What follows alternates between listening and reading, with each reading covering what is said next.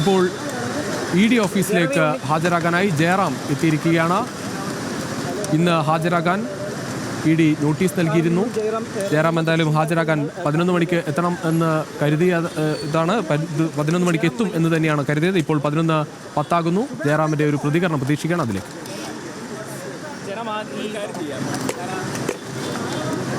കേസുമായി ബന്ധപ്പെട്ട് ഗേറ്റിന് അവിടെ നിൽക്കാണ്ട്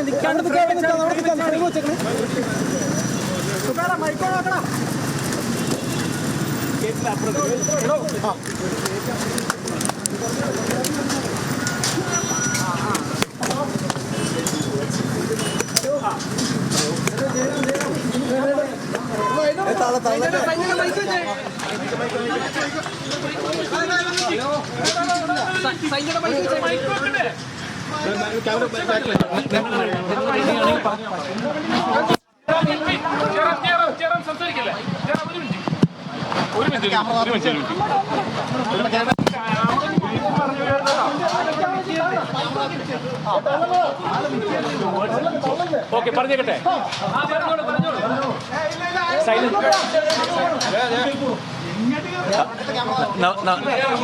പറയട്ടെ. നമസ്കാരം.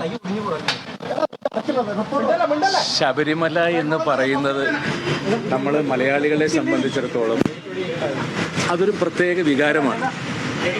എത്രയോ ക്ഷേത്രങ്ങൾ നമുക്കുണ്ടെങ്കിലും ശബരിമല എന്ന് പറയുന്നത് ഓരോ ഭാരതീയനെ സംബന്ധിച്ചിടത്തോളം ജാതി മത ഭേദമന്യേ അവരെത്തുന്ന ഒരു വലിയ ഒരു പുണ്യ സ്ഥലമാണ്. അപ്പോൾ അവിടെ ഇത്തരം ഒരു സ്കാം എന്തെങ്കിലും നടന്നിട്ടുണ്ടെങ്കിൽ അത് 100% വെളിച്ചത്ത് കൊണ്ടുവരികയും അതിനകത്ത് ബന്ധപ്പെട്ടിട്ടുള്ളവരെ എല്ലാം വെളിച്ചത്ത് കൊണ്ടുവരാൻ ഓരോ മലയാളിയും ബാധ്യസ്ഥനാണ്. ആ ഒരു മലയാളിയുടെ കൂട്ടത്തിൽപ്പെട്ട ഒരാൾ തന്നെയാണ് ഞാനും. ഈ പറയട്ടെ ബാക്കി. ഈ കഴിഞ്ഞ 30-38 വർഷക്കാലം കേരളത്തിനകത്തും പുറത്തുമുള്ള എത്രയോ ക്ഷേത്രങ്ങളിൽ പലതരത്തിലുള്ള പൂജ, അല്ലെങ്കിൽ ആനയെ നടക്കിരുത്തിൽ, ആനക്കൊട്ടിൽ സമർപ്പണം, നട സമർപ്പണം, അല്ലെങ്കിൽ അത്തരത്തിലുള്ള പൂജ കാര്യങ്ങൾ, ഇതിനൊക്കെ ആദ്യം ക്ഷണിക്കുന്നത് എന്നെയാണ്. ഞാൻ കഴിവതും പോകാറുണ്ട്. അത്തരത്തിലാണ് ഇതുമായിട്ട് ബന്ധപ്പെട്ട ആൾക്കാരും എന്നെ പൂജയ്ക്ക് വിളിക്കുകയും ഈ നട കൊണ്ടുപോകാൻ വേണ്ടിയിട്ടും ഇതിനെയൊക്കെ എന്നെ പല പ്രാവശ്യം ഇവർ വിളിച്ചുകൊണ്ട് പോയിട്ടുണ്ട്. അപ്പോൾ ഇതിൻ്റെയൊക്കെ പിന്നിൽ കള്ളത്തരങ്ങൾ എന്തെങ്കിലും നടന്നിട്ടുണ്ടോ എന്നുള്ളത് അന്വേഷിക്കാൻ ബഹുമാനപ്പെട്ട കോടതിയും ബന്ധപ്പെട്ട ആളുകളും എല്ലാം ഇതിൻ്റെ പുറകിലുണ്ട്. അപ്പോൾ എന്നിൽ നിന്നും ഇവർക്ക് എന്തെങ്കിലും ഉപകാരപ്രദമായ 1-2 കാര്യങ്ങൾ കിട്ടുകയാണെങ്കിൽ അത് നല്ലതല്ലേ നമുക്ക് സത്യം വെളിച്ചത്ത് കൊണ്ടുവരാനായിട്ട്. അപ്പോൾ അതിൻ്റെ കാര്യങ്ങൾ ചോദിച്ചറിയാൻ വേണ്ടിയിട്ടാണ് എന്നെ വിളിച്ചിട്ടുള്ളത്.